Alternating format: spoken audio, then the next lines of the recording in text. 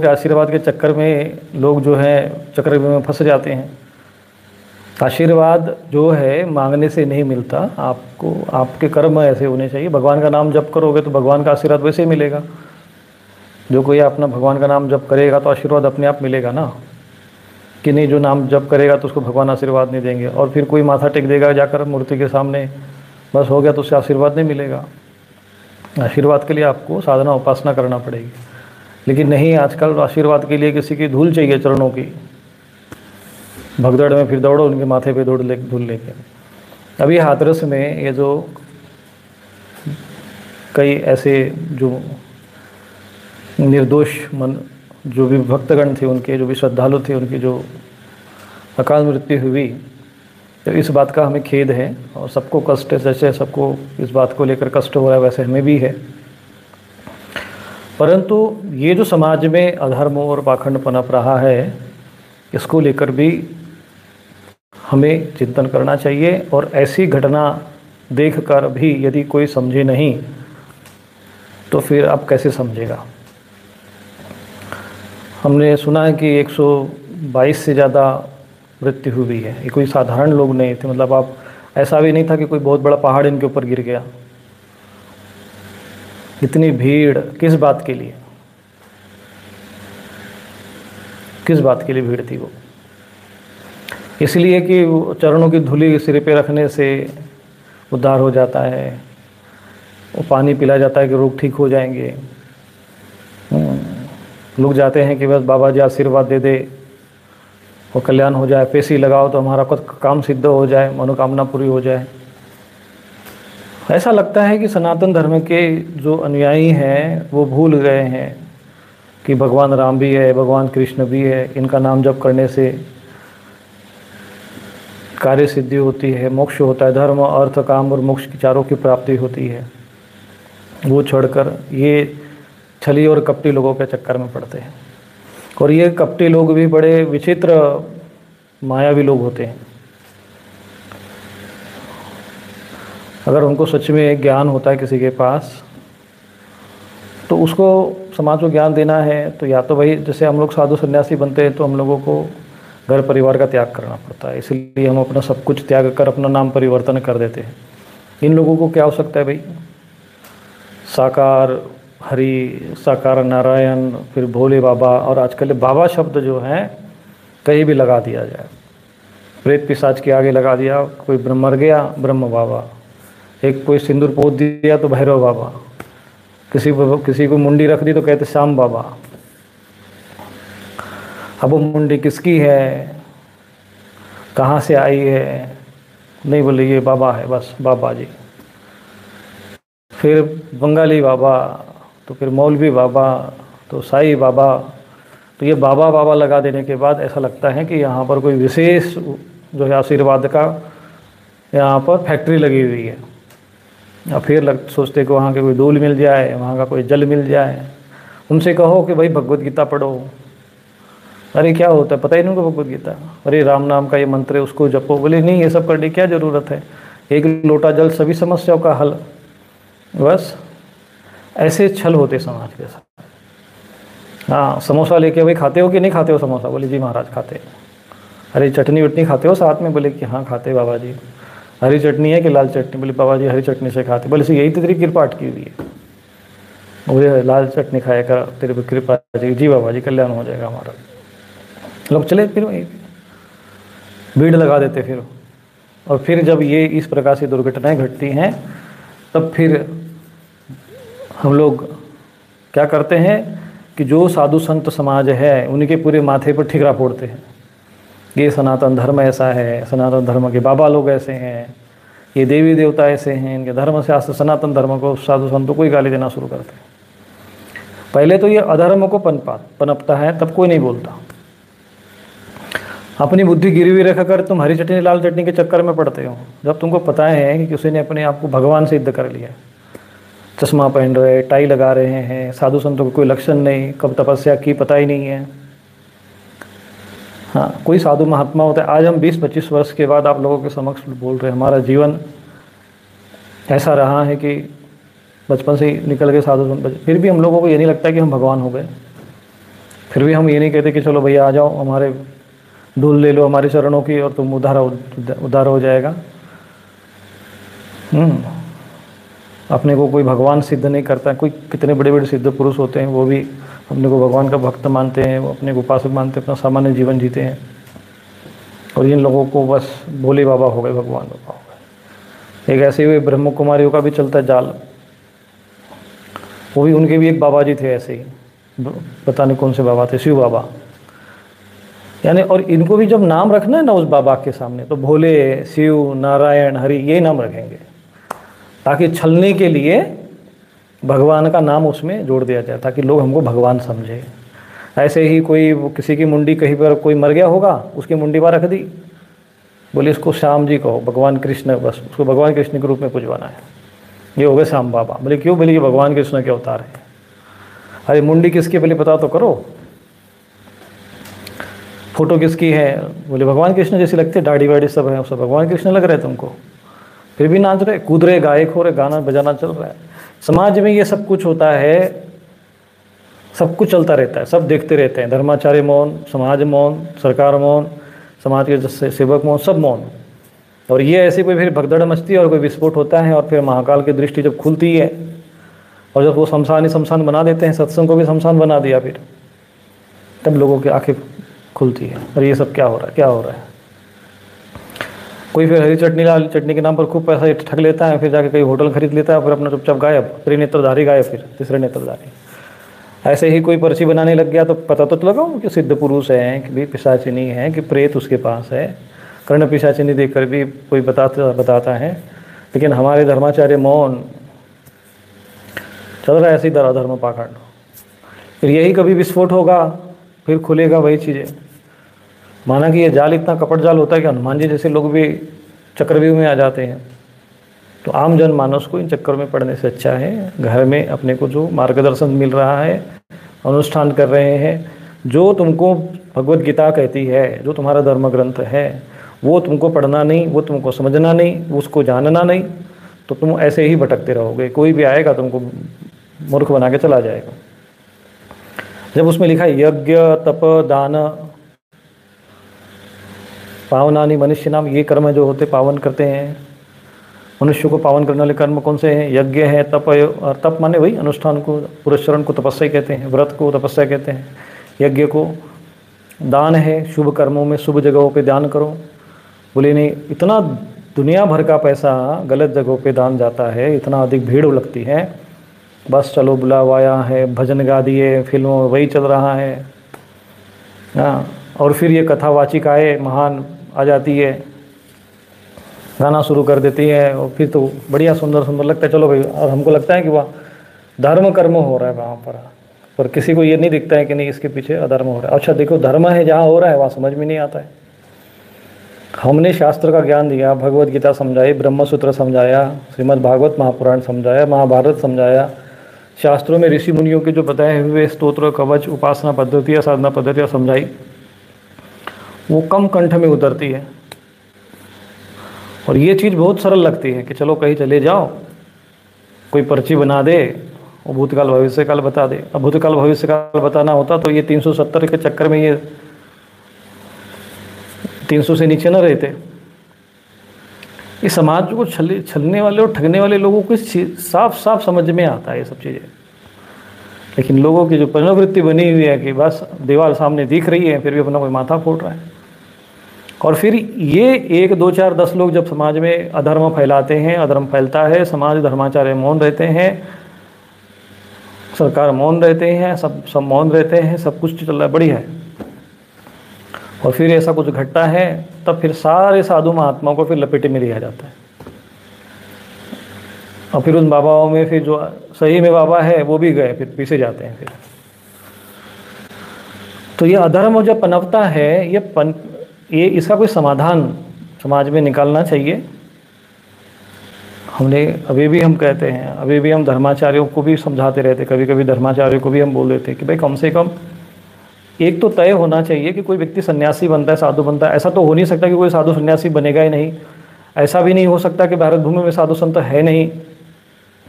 लेकिन सच में जो साधु संत अपना होते तो अपना काम, उनको पहचानने की क्षमता तो, इतना तो विवेक बुद्धि होनी चाहिए। शराब पी रहा हो, मांस खा रहा हो, शमशान में उठपटांग जीवन जी रहा हो, उसकी जगह तुम माथा टेक रहे हो, इतने तो अकल होना चाहिए कि भाई इनका आचरण कैसा है, इनका व्यवहार कैसा है, ये कहाँ की बात कर रहे हैं, शास्त्र की बात करें कि अशास्त्रीय हैं। हाँ, तुमको देवता पुजवा रहे हैं, क्योंकि भूत प्रेत पुजवा रहा है, वो यज्ञ क्या होते हैं जो मंत्र बता रहे हैं वो शास्त्रोक्त है या नहीं है, इतना ही तो समझना है। यह शास्त्र विधि उत्सृज्य वर्तते काम कार्त न स सिद्धि मोवापनोति न सुखम न पराम गति। शास्त्र विधि का जो उल्लंघन करता है वो सुखदायी नहीं होता है, परम गति नहीं देता। इतनी सी बात भगवद गीता की है, वो समझना है। इसीलिए लोग बोलते हैं कि समाधान क्या है। अब ये नहीं कि तुम सारे साधु महात्माओं को गाली दे दो, उनको ये सब अपराधी घोषित कर दो, तो सनातन धर्म का बेड़ा गर्क ही हो जाएगा। और फिर तो साधु संत है वो तो अपना कोने में चुपचाप बैठ जाएंगे, फिर क्या होगा, फिर अधर्म पनपेगा। अधर्मी तो वो चुप रहने वाले हैं। इसलिए हमने आरंभ से ही ये चाहे लाल मिर्ची वाले, हरी चटनी वाले हो, चाहे ये तुम्हारे लाल किताब वाले हो, चाहे कोई भी हो, जो भी अधर्म कर रहा है उस पर हम बराबर निरंतर बोलते आ रहे हैं। और इसी के बोलने के चक्कर में हमने कई लोगों से शत्रुता ली है। अब इन अधर्मियों ने, पाखंडियों ने खूब अधर्म का साम्राज्य खड़ा कर लिया। कोई मूर्ति बना दी, उसको बाबा जी घोषित कर दिया, फिर वो बाबा जी भगवान बन गए। अब वो मुंडी किसकी है, मूर्ति किसकी है, वो पूजा किसको हो रही है, मंत्र कहाँ से आए, कुछ पता नहीं है, और सब अशास्त्रीय। अब वो चीज़ पनप गई। अब साम्राज्य जब कोई, अब हम जैसा कोई धर्माचार्य आता है और जब उनको सत्य बताता है तो अभी इनका जो साम्राज्य की जो है नींव हिलने लगती है, तो इनको लगता है ये महात्मा ही हमारा दुश्मन है, शत्रु है।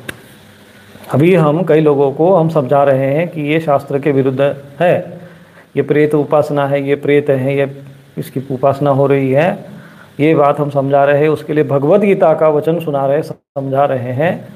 तो कुछ जो हैं जिनके माथे को पूरा पिशाचों ने घेर लिया है, उनको लगता है कि स्वामी रूपेश्वरानंद ही जो है गड़बड़ है।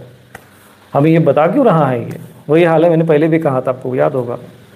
ये समाज में, समाज की भलाई करना वैसा ही है जैसे किसी बिच्छू को बचाने जाओ। और फिर इसीलिए सच्चे अच्छे महात्मा समाज में आते नहीं, और क्योंकि पाखंडियों के पीछे तो खूब भीड़ लगती है। कई साधु महात्मा हैं, कोई नर्मदा के लिए, कोई एक दो महात्मा ऐसे हैं जो दादा गुरु जी के नाम से कोई है, प्रसिद्ध है, वो नर्मदा के लिए कितना अच्छी परिक्रमा कर रहे हैं, नर्मदा को बचाव के लिए आंदोलन कर रहे हैं, उनमें योगी के लक्षण दिखाई देते हैं। ऐसे साधु महात्माओं से आशीर्वाद देने का प्रयत्न करना चाहिए। हमने यज्ञ और शास्त्र के माध्यम से, यज्ञ के माध्यम से पावन होता है। भगवदगीता कहते हैं यज्ञ के साथ अखंड अग्नि आपको स्थापित की, यज्ञ के साथ जोड़ा। जो आप लोगों के सनातन संस्कृति के जो पितृगण, आपके जो पूर्वज दुर्गति को प्राप्त, उनकी सदगति के लिए श्राद्ध तर्पण कर्म सिखाए, समझाए। और ये सब करते समय कोई, हमने आप लोगों को सिखाते समय, समझाते समय कोई शुल्क नहीं रखा। अब पूजन का तो भाई जो खर्चा तो वे लेते, वो तो अलग है, वो तो पूजन का खर्चा तो लगेगा ही लगेगा। अभी यहाँ आश्रम में कम से कम कार्य चल रहा है, और एक भी, इतने हज़ारों में से इतनी लिस्ट हमारे चैनलों में है, इतने लोग जुड़े हुए हैं, लेकिन एक के भी मन में ये नहीं आया कि चलो भाई स्वामी जी आश्रम में काम कर रहे हैं, आश्रम का निर्माण हो रहा है, वो स्वामी जी का घर नहीं बन रहा है, वो हमारे लिए बन रहा है। और सही में सब बाहर के लोगों के लिए बन रहा है। वहाँ तो इतना बड़ा VIP सब शौचालय वौचालय सब पहले बने, पहले पुरुष महिला एक ही जगह जाते थे, अभी थोड़ा अलग अलग बनवा दिया है। बाहर से लोग आते हैं, चलो भाई पूजन वगैरह कर्मकांड करने आते हैं। अभी आने वाले समय में यज्ञ वगैरह हवन करने के लिए लोग आते हैं। पर कितनों के मन में ऐसा हुआ कि चलो भाई थोड़ा सा हम भी दान कर देते हैं, नहीं आता है। और वहाँ जाकर चढ़ा देते हैं, कोई 100 करोड़ का चढ़ा देगा, वहाँ पे जाके 100 करोड़ चढ़ा देगा, एक खूब सोना चांदी चढ़ा देते हैं। और जहाँ सच में सनातन धर्म का कार्य हो रहा है, वहाँ जो है बुद्धि नहीं जाती। अपेक्षा करते हैं कि सारा बाबा जी स्वामी जी ही करे, हम तो बस स्वामी जी जो है आकाश में से सब कुबेर जी को सिद्ध कर ले, आकाश से धन दौलत टपकेगा और सब कुछ हमारा कार्य हो जाएगा। इनको क्या धन क्या हो सकता है। 10 रुपये हमने कहा था कि प्रतिदिन के हिसाब से आप 300 रुपये महीने का दान करना। एक दो बार लोगों ने कर दिया, फिर उसके बाद वो भी भूल गए। 10 रुपये कितना बड़ा महान कार्य है, कोई बहुत बड़ा कोई दान, लेकिन नहीं, उतना भी दान नहीं कर सकते। जबकि भगवद गीता कहती है यज्ञ तप और दान, यही 3 कर्म है, ये सब नहीं करना है। लेकिन यहाँ से लोग पैदल चल देंगे कहीं पिशाच वाले के यहाँ, तो यहाँ पे इसी लगाओ लगातार महीने का खर्चा दवाइयों में, फलाना जगह, यहाँ वहाँ। यज्ञ के लिए हमने कितना सरल साधन दिया, हम यज्ञ का विधान समझाया। आज हम राम रक्षा स्तोत्र के अंतर्गत राम रक्षा स्तोत्र समझाया, कवच समझाया। अब हम आपको राम नाम मंत्र भी दे रहे हैं। अब जप करो, भाग लो, 40 माला जपो और अपना काम करो। यही ना मार्ग सही है। प्रतीक्षा में लगे रहते कि कहीं से कोई आशीर्वाद मिल जाए, किसी झरोगे से कोई निकले, बस शॉर्टकट में काम बन जाए। ये सब समझ, शास्त्र का विधि का उल्लंघन करके आपको कुछ प्राप्त होने वाला नहीं है। और ये जो भीड़ तंत्र है, ये अपने आप में भेड़ तंत्र होता है। और इसीलिए हमारे यहाँ पर भी बहुत प्रयत्न करते हैं कि यहाँ पर कोई ज़्यादा लोग ना आए, और मना करते कि भाई ज़्यादा आश्रम में मत आओ, इसलिए मना करते हैं। इस 100 लोगों में अगर 99 सही है, एक भी गड़बड़ आ गया तो वो सारे 99 भारी पड़ जाएगा, तो 99 भी उसे पीछे जाएंगे। इसीलिए बहुत सावधानी के साथ और फिर बहुत सिस्टम के साथ चारों तरफ हम CCTV कैमरा मतलब सब लगा के फिट करके रहते हैं। साधुओं का जीवन भी खतरे में ही आजकल, लोभी, धन के लोभी सब है। और यही कारण है कि शॉर्टकट मार्ग खोजते हैं, शॉर्टकट चीज़ें खोजते हैं, लेकिन इसका परिणाम अंत में विनाश के अतिरिक्त कुछ नहीं होता है। जो सरल सीधा मार्ग है, जो शास्त्रोक्त मार्ग है, उसके अनुसार ये है भाई, हमें कोई एक संत महापुरुष मिले, मार्गदर्शक मिले, अध्यात्म मार्ग में मार्गदर्शन दे, जो शास्त्र में उपाय दिए वो उपाय करे, अनुष्ठान पूरा शरण करे और भगवान से सीधा संबंध बनाए।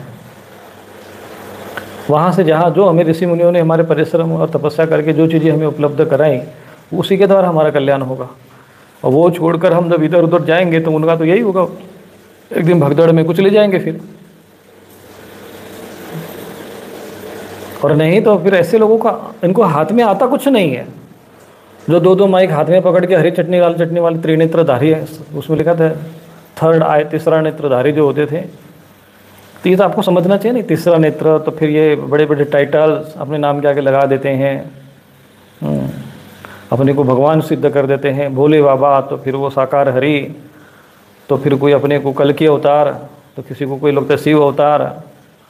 जितने भी ये जो अवतार ये वगैरह सब लगा देते हैं ना, ये सब समझ लेना चाहिए भाई। जो भगवान ने कभी, भगवान कृष्ण है, उन्होंने कभी नहीं लिखा होगा अपने आगे कि भाई मैं विष्णु जी का अवतार हूँ।